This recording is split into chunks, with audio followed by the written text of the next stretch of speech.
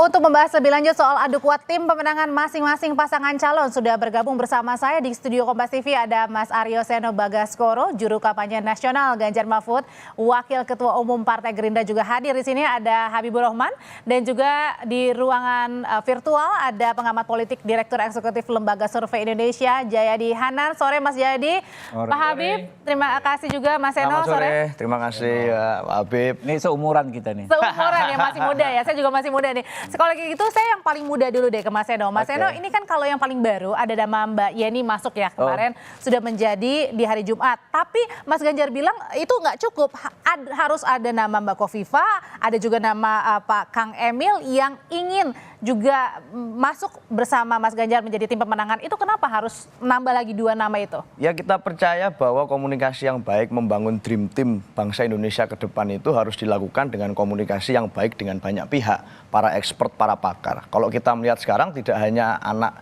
Presiden Bu Mega dan kemudian anak Presiden Gus Dur yang bergabung dalam TPN, tapi pada saat di KPU misalnya ada Pak Ilham Habibie yang bergabung. Sehingga banyak expert-expert yang kami ajak komunikasi dan bergabung dalam tim pemenang nasional. Bahkan struktur ini sudah kami bentuk jauh-jauh hari.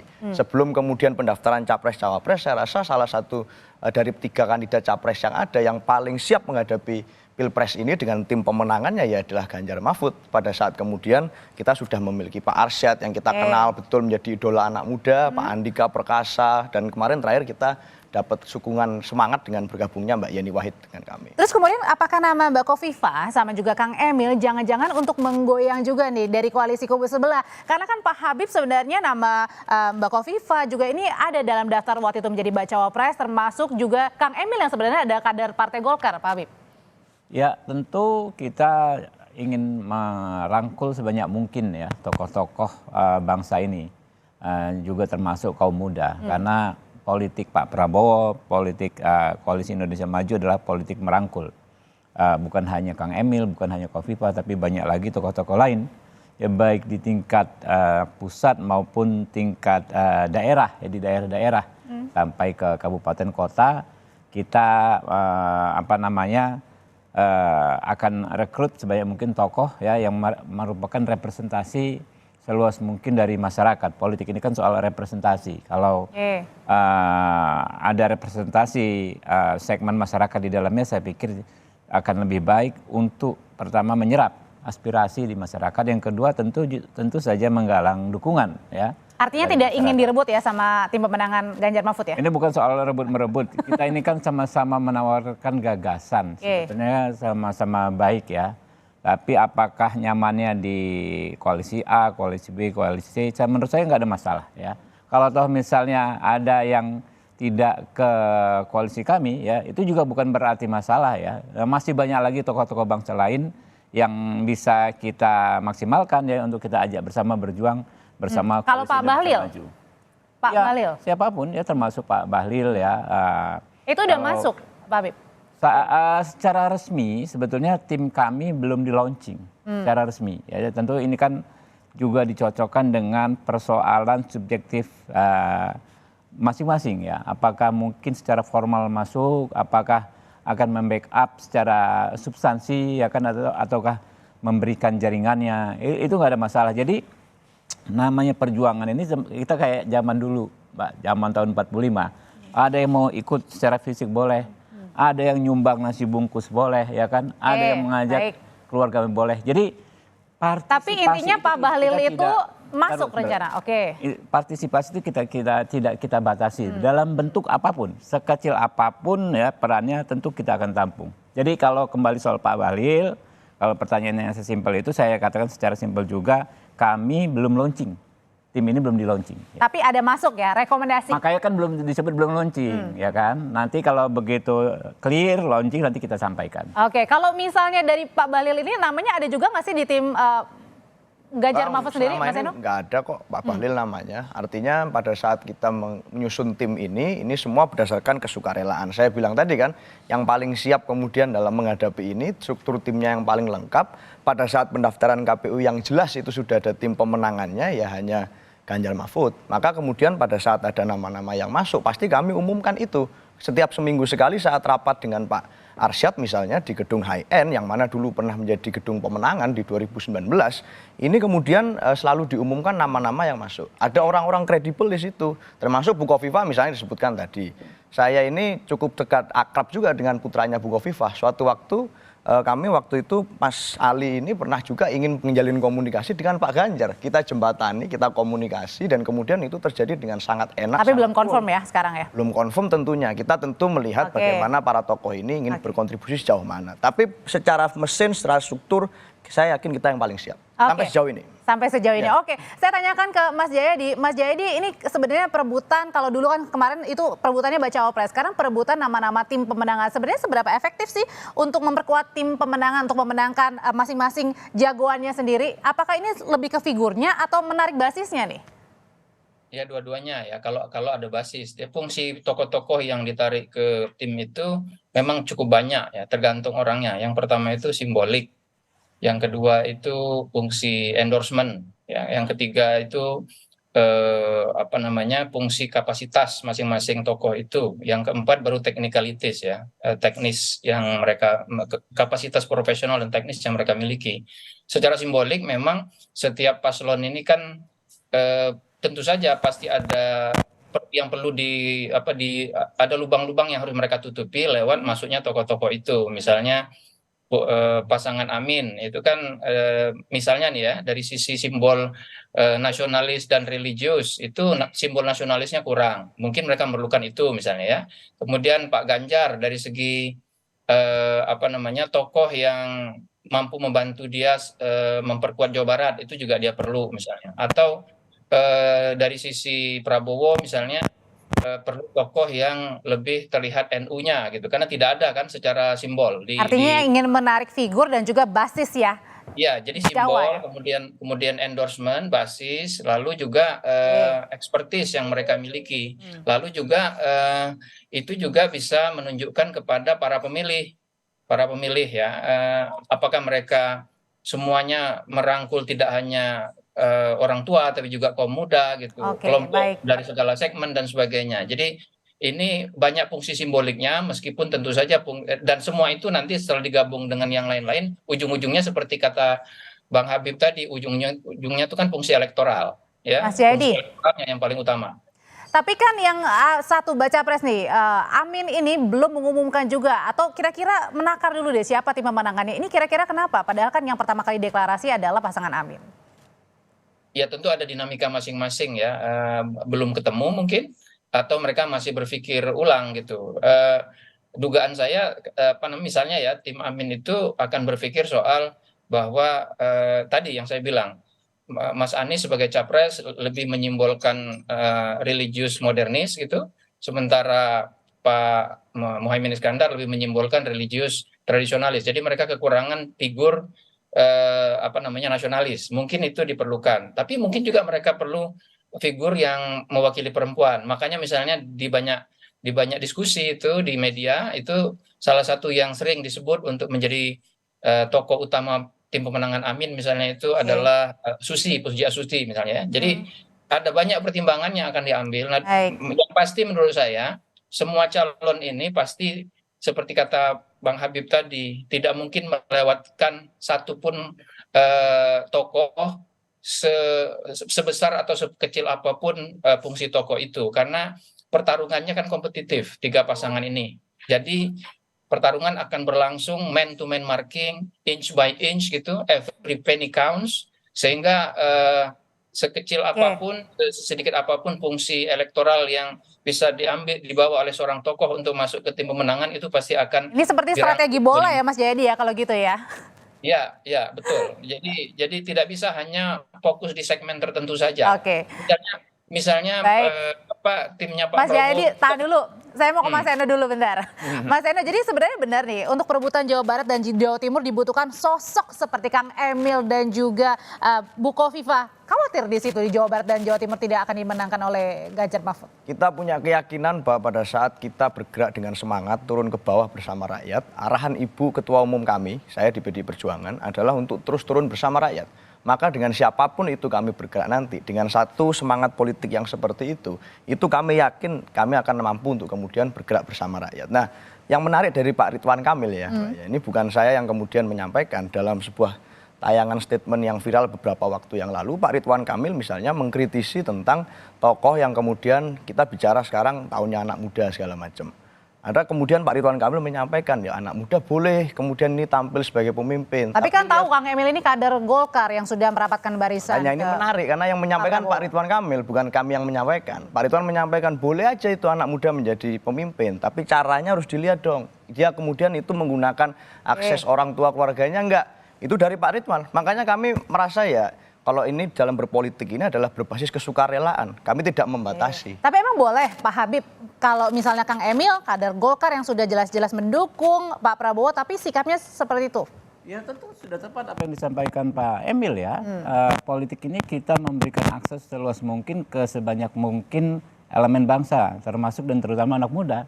Dan kita juga mewanti-wanti, mengawasi, mewaspadai jangan sampai siapapun melakukan abuse of power. Ya, tadi disampaikan soal sahabat saya ini, anak muda ini, caranya harus benar-benar. Itulah. Dan itu persis yang dilakukan. Tapi nggak rela ya kalau Kang Emil. Itu persis yang dilakukan Koalisi Indonesia Maju yang kami implementasikan dalam praktek-praktek politik kami. Kami menghormati anak muda, kami memberi akses ke anak muda, tapi kami juga menghormati segala aturan-aturan yang berlaku, termasuk regulasi dan etika. Itu yang kami lakukan saat ini. Oke, kalau gitu pertanyaan berikutnya adalah bukan hanya tim pemenangan yang saat ini sedang panas-panasnya ramai diperbincangkan, tetapi juga bagaimana masing-masing ini menggunakan beberapa isu untuk menggoreng, untuk mungkin bisa menggoyang lawannya. Benarkah seperti itu strategi yang saat ini digunakan? Sesaat lagi kami akan bahas, usai jeda tetaplah bersama kami di Kompas Petang.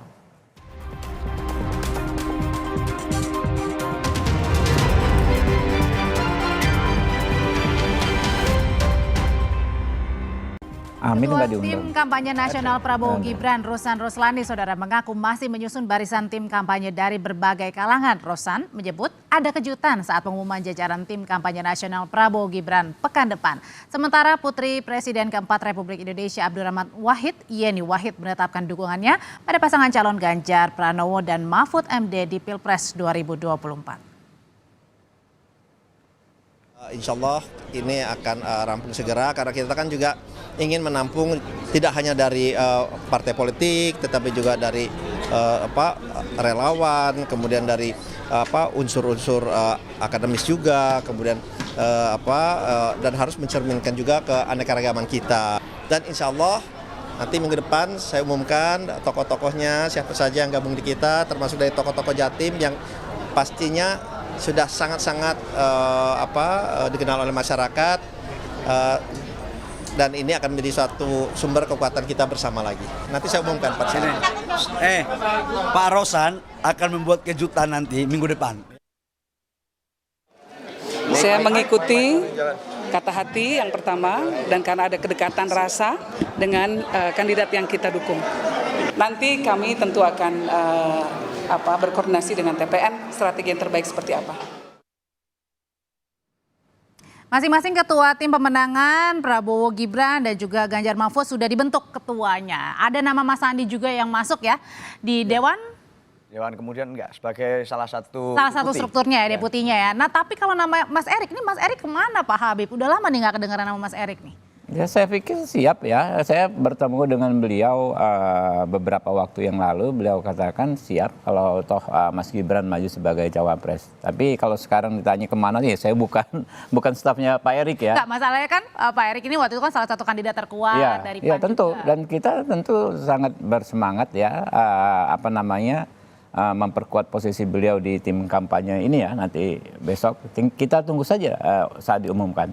Oke, nah ini beberapa kegiatan juga dilakukan bukan hanya baca pres dan baca wapres, tapi juga tim pemenangannya. Bahkan Pak Rosan juga di Jawa Timur nih, dan dibilang juga ada kejutan. Nah sebenarnya kejutannya apa yang dinantinya Pak Habib? Ya ada kejutan, kalau saya sampaikan nanti Mbak nggak terkejut lagi nanti besok. Ya. Pokoknya yang jelas ada kejutan yang maknanya positif lah. Maksudnya Bu Kofifa merapat?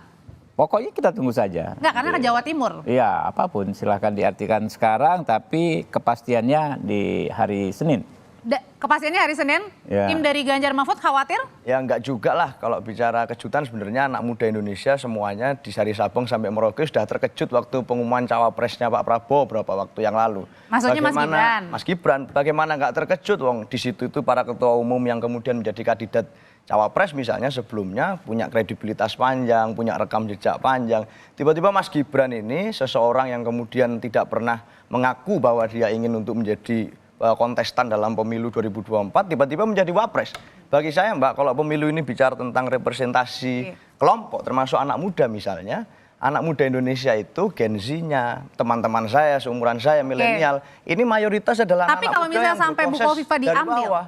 Gitu, berproses dari bawah sehingga kemudian kejutannya bagi kami ya itu tadi kejutannya kenapa kok bisa kemudian ada wapres. Berarti artinya nggak apa-apa kalau Bu Kofifa? Ya, jadi Kan kita tampil seperti semua pernah muda ya, dan kita paham sekali apa namanya yang naluriah dialami anak muda itu dilecehkan, bahkan oleh sesama kaum muda sendiri. Kalau kita ada capaian dilecehkan, dicemooh, gara-gara bapaknya, ya kan? Oh, itu gara-gara posisi keluarganya. Itu hal yang biasa. Dan waktu tentu akan membuktikan ya rakyat yang akan menjadi hakimnya, bukan kompetitor kami. Ya kalau kompetitor ya tentu apapun dijadikan bahan ya. Tapi rakyat yang akan menjadi hakimnya nanti, dan sebetulnya gejalanya sudah terlihat dengan melonjaknya apa namanya survei Pak Prabowo Gibran ya di hari-hari setelah putusan MK.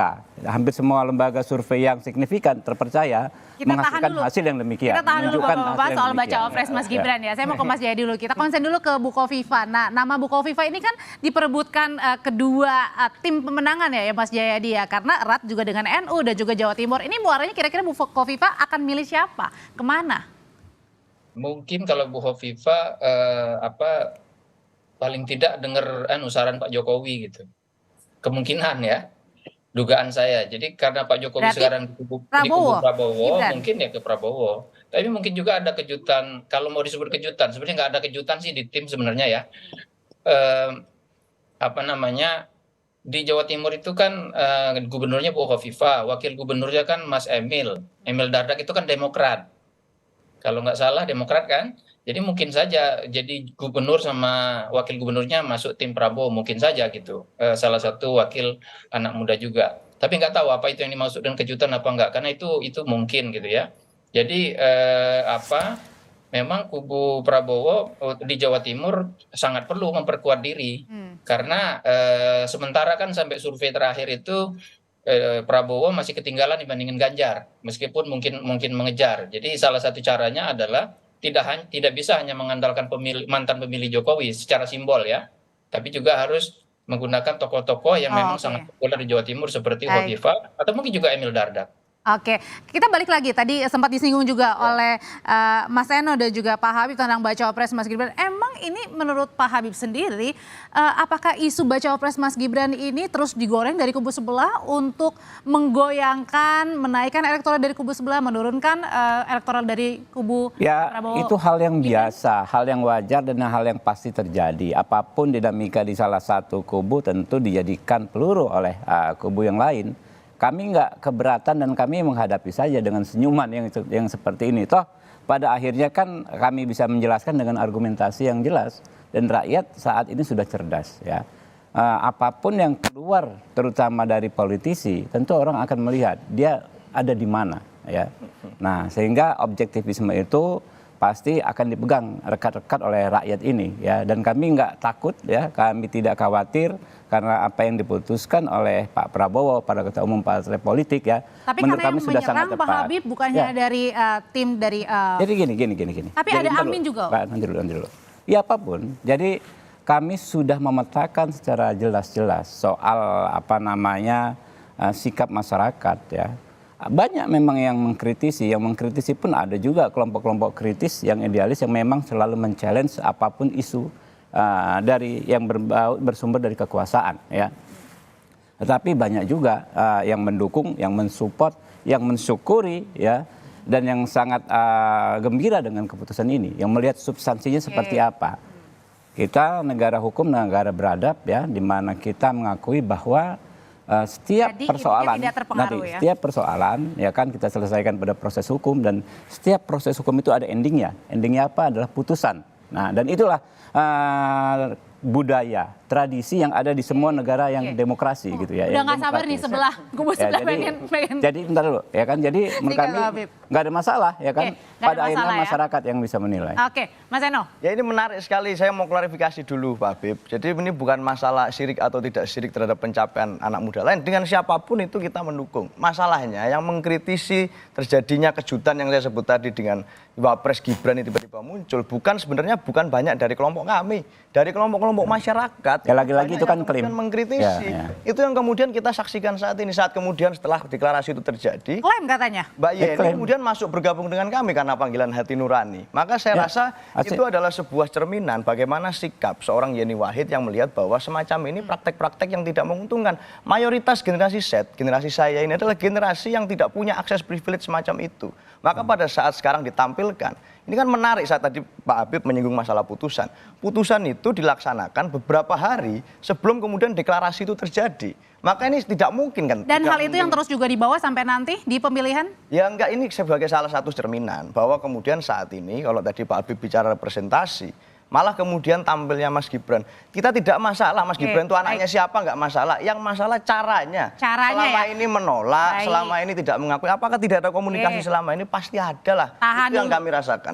Oke, kalau gitu Mas Jayadi, apakah isu tentang politik dinasti, dengan nepotisme, kemudian juga baca pres Mas Gibran, apakah akan terus bergulir nanti sampai 14 Februari ini dampaknya besar kah?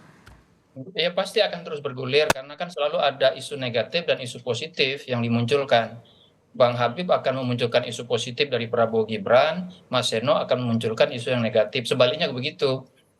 Begitulah nature dari politik kita, sepanjang saling menghormati nggak apa-apa saya kira. Tapi isu isu dalam kampanye politik itu selalu ada dua ya, isu fundamental dan isu non fundamental. Isu fundamental itu misalnya ekonomi, masalah stabilitas politik, kemudian keamanan dan seterusnya. Isu non fundamental termasuk isu-isu politik. Nah, putusan MK soal Mas Gibran itu tidak lagi isu hukum sekarang, itu isu politik gitu. Oke. Jadi menjawabnya kalau menurut saya tidak bisa hanya dengan menjawab sebagai soal hukum. Itu soal politik. Bagaimana menjawabnya itu terserah tim Prabowo gitu ya. Demikian juga dengan timnya Mas Seno. Kesannya bukan sirik sama anak muda, tapi soal misalnya tadi angle-nya dengan caranya. Tapi dugaan saya isu-isu seperti ini akan terus bergulir karena Oke, baik. dia sebagai isu non fundamental sebetulnya bisa tenggelam hanya dalam 1 bulan aja. Tapi karena kita berada dalam situasi kompetisi pemilu, isu itu akan berada di situ terus. Tidak ada yang mencoba menenggelamkannya, tapi ada juga yang akan terus mengapungkannya gitu. Oke, Jadi, baik. seperti kata Bang Habib tadi, biasa aja itu. Jangan baperan aja. Terima kasih Betul. Mas Jayadi, Pak Habib Betul, terima Ibu. kasih, Mas Betul. Eno terima kasih. Santai. Sehat selalu, nanti kapan-kapan kita sambung lagi dialog ya. Terima kasih.